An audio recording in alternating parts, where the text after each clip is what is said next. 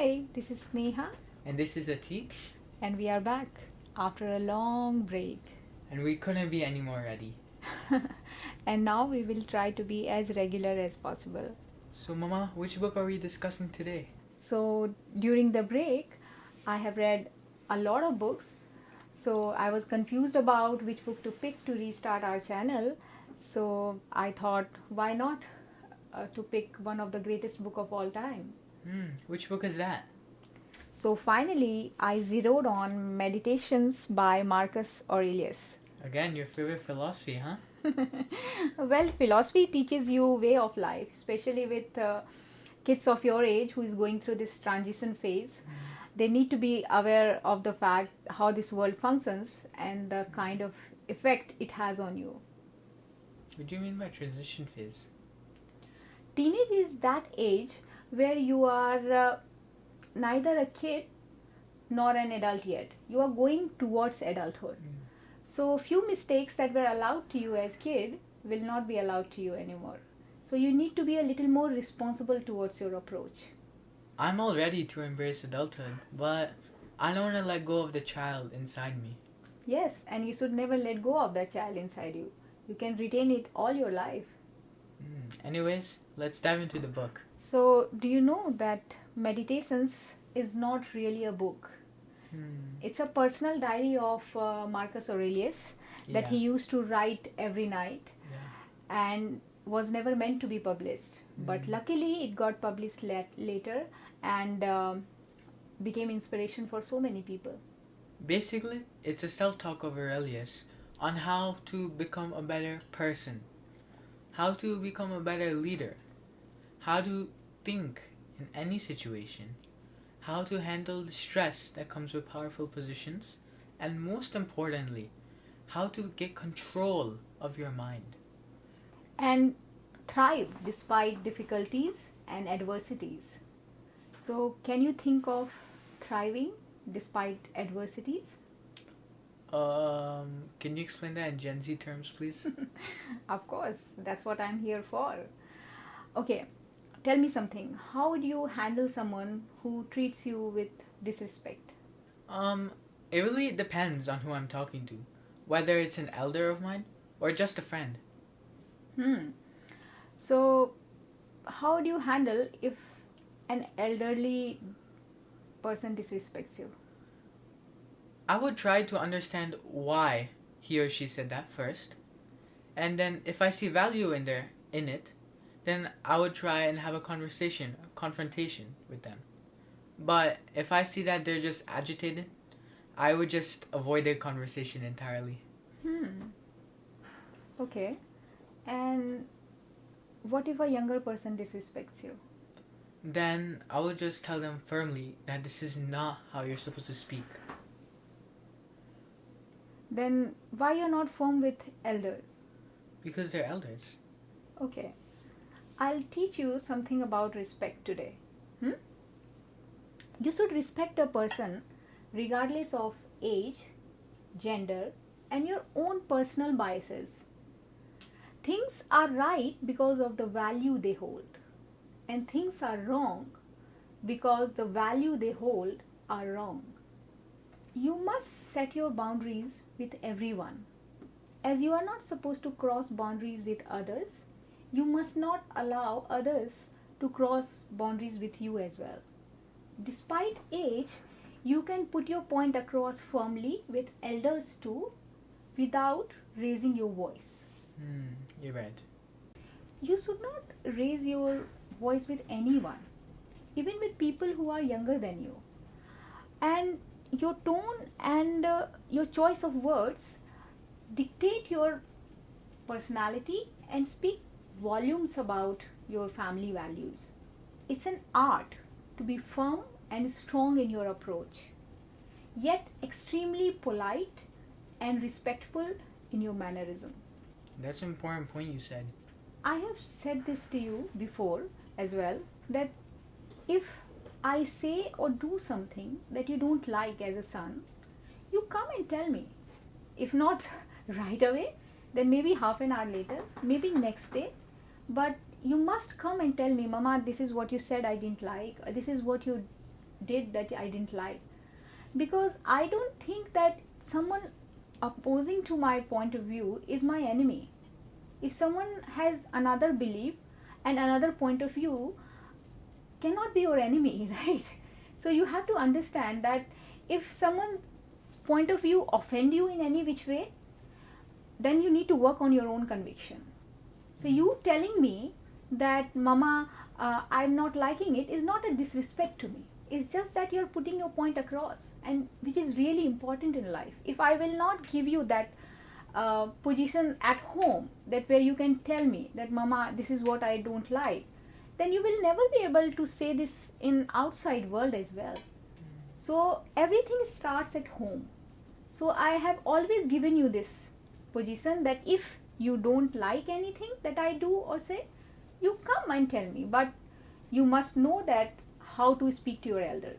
It's really important. Your mannerisms, your tone, your choice of word, you should take care. You understand? Yeah. Like in this book Meditations, Marcus says that no matter what anyone says or does, my job is to be good. Because the best thing is not to become like your enemy. Right? Yeah. If you behave like your enemy, then what's the point? Then you become that version that you don't want. Yeah. Right? Because you have to understand one thing, that everything is just an interpretation. Anything that happens, different minds perceive things in different ways. Yeah. For example, if you are going somewhere and it starts to rain, you can either become angry or upset about it, that it ruined your plan for the day, or you can just think that what lovely weather it is today. I can feel these water droplets on my body and feel blessed to be able to experience it. In both the situation, problem is same, but the reaction to the problem sets your mood for the rest of the day. Problem is not in your control. It's still raining, you can't control it.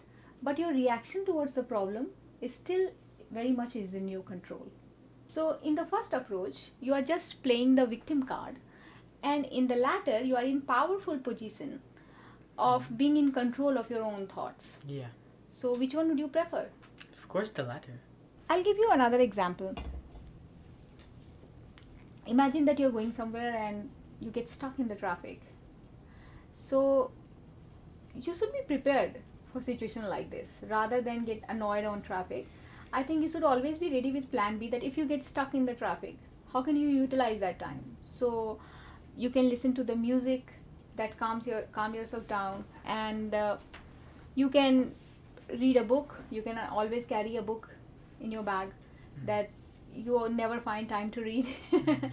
So there are so many ways you can utilize that time rather than just being annoyed about the situation. Yeah. So the reaction to the problem changes the outcome, and you need to be mindful of this. So I'm getting my license in a couple of weeks, as you know. So are you suggesting that when I'm stuck in traffic, I prop a book out and start reading? Like... Okay, let me put a disclaimer here.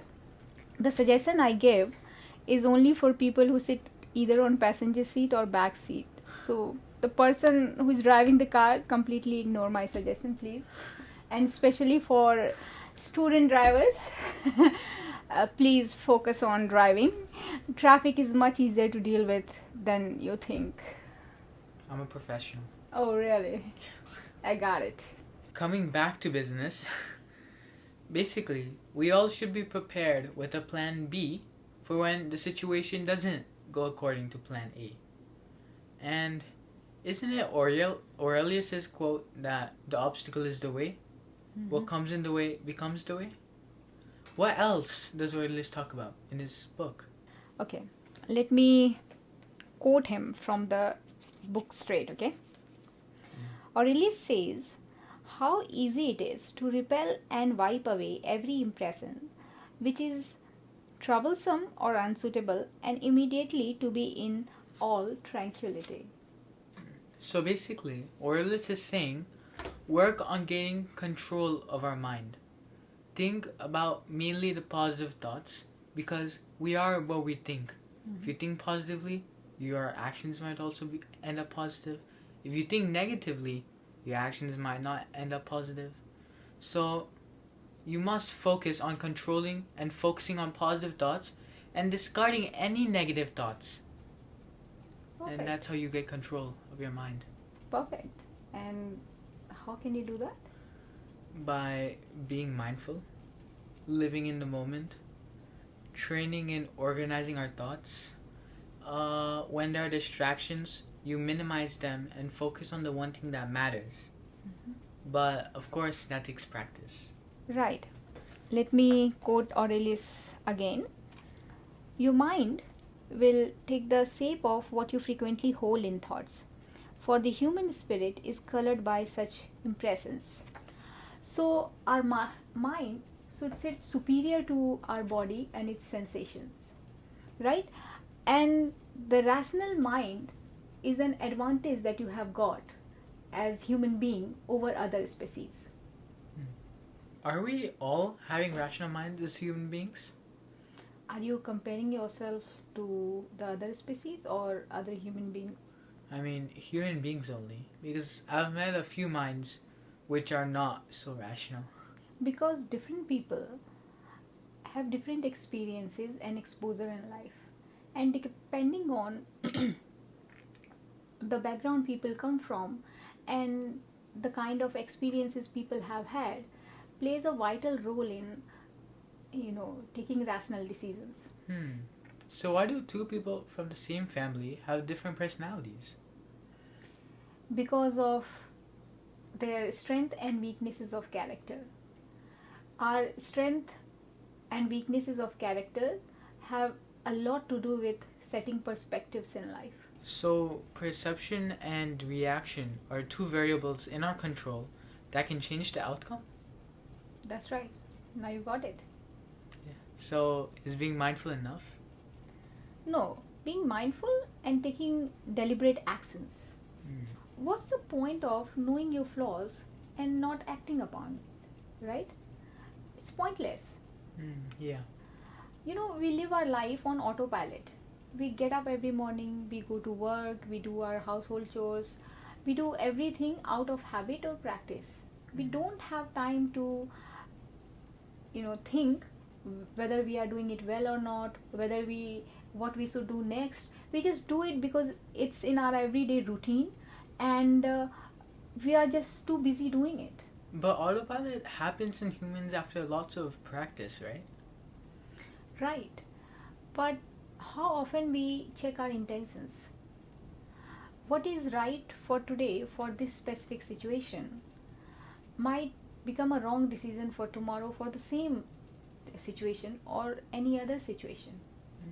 So just an act in itself cannot be right and wrong. Your circumstances, timing, people involved, your intentions, people intentions, there are a lot of factors that is involved to know what is right and what is wrong. That's why autopilot is wrong. If you don't check your intention and purposes behind every action very often. So you're saying work with purpose, act deliberately, and be mindful? That's right. And observe your thoughts critically, exactly as you would observe others' thoughts. And watch yourself thinking, why you are thinking like this. And then get your act together. Insightful. Well, we wrap up our episode here. We'll come back with further discussion on this book in our next episode. Till then, live life with gratitude and keep reading. Don't forget to like, comment, share, and subscribe. But most importantly, live life for gratitude and keep reading.